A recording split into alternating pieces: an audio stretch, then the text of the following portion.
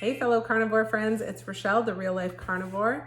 I have missed you guys so much and I wanted to hop on here today and share my top 5 mistakes that I see new carnivores make all the time. So let's just dive on in.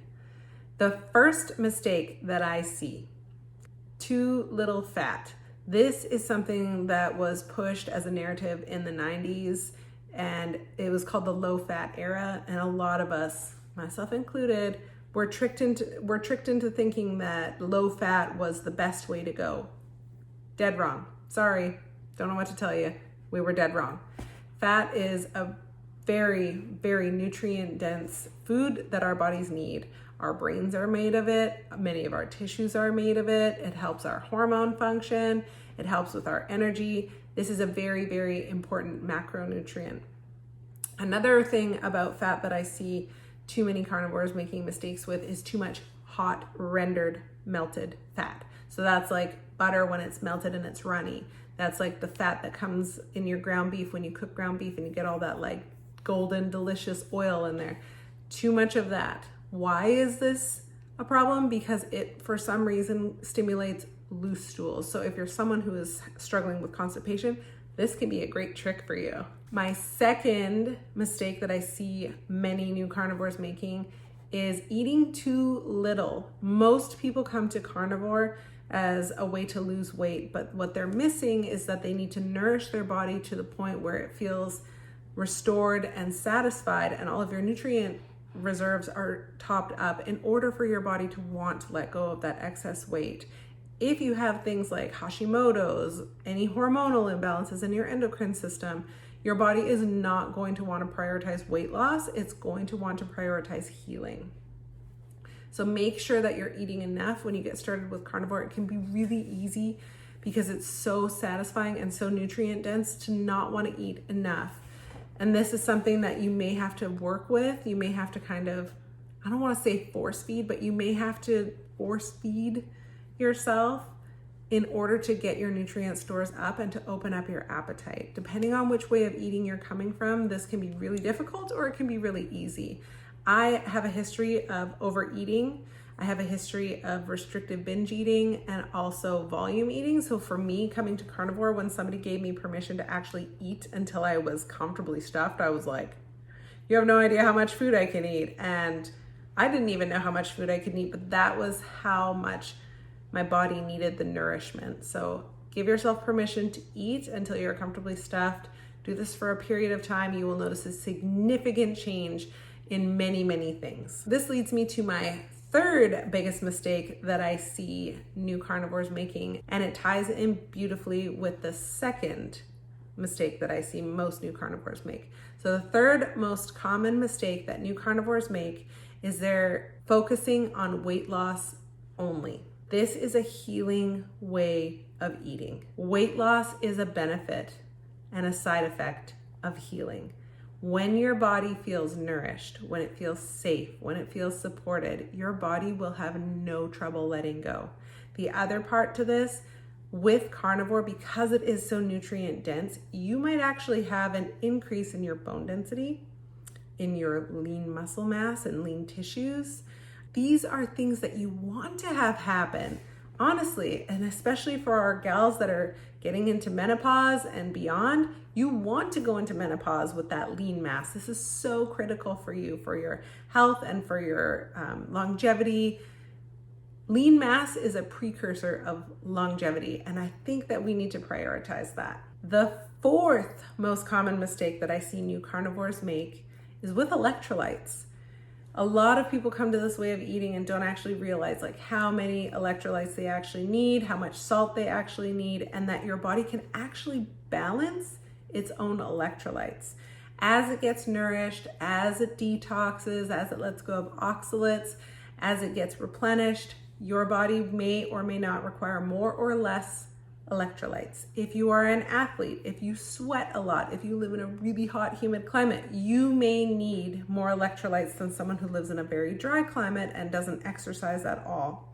But just listen to your body's cues. If you're getting muscle cramps, if you're getting fatigued, if you're getting brain fog, these can all be indicators that your electrolytes might be a little bit out of balance. So just check in with yourself.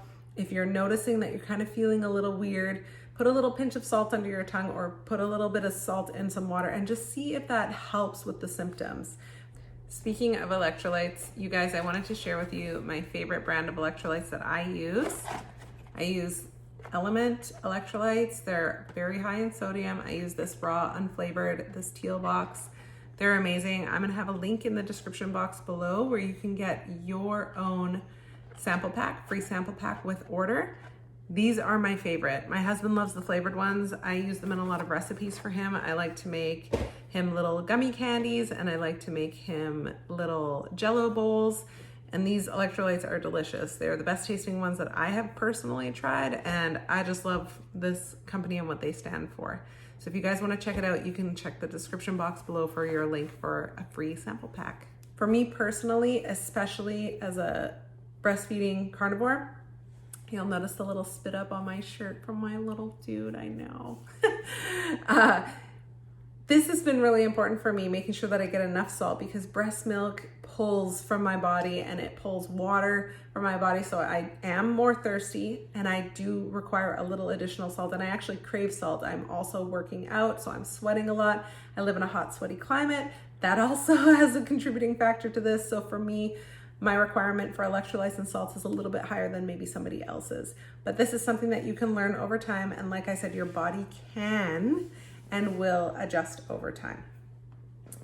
The fifth most common mistake that I see new carnivores making, and probably the most common, is not taking photos and measurements. Most people, when they come to carnivore, only want to focus on the scale. That's not the only measurement of health. You know what? Okay, I'm going to share this with you guys because I love you and I want you to know the truth. I want you to know the story behind why I went carnivore. So if you don't know why I went carnivore, I have a video about that. It is all because I wanted to get pregnant. I wanted to have a healthy pregnancy, and I was told that I was basically infertile, and that if I wanted to have a healthy pregnancy or a baby, I would have to go through in vitro, and I just wasn't willing to do that. I was not willing to compromise with that. So I went carnivore because it was my last ditch effort, my last attempt at doing things the natural way. I come from a fitness background. I used to compete in figure category in bodybuilding, and so I was used to taking measurements, used to taking photos, used to doing my weight, and I knew that weight was not the only way to measure my success and my progress. So I made sure that I took pictures and I made sure that I took measurements. During my first few weeks in the Steak and Butter Gang, which I will link below, it is my favorite community I've ever been a part of, I gained 14 pounds and I was freaking out. I was like, oh my gosh, I can't. And then I took my measurements because I agreed to not do them weekly. I agreed to do them every 2 weeks. And I took my measurements and I took my photos. My waist dropped 3 inches. My hips dropped 1.5 inches and my boobs grew a full size. And I was like, oh my gosh, I will take this body recomposition with the weight gain. Not a big deal. And again, like most people, I made that mistake where I just assumed that I was gaining all of this weight. This is a terrible sign. This is not good for me. No, it was good. It was what my body needed in order to heal, in order to have a healthy endocrine system, in order to get my hormones balanced, in order for me to conceive successfully and carry through this pregnancy.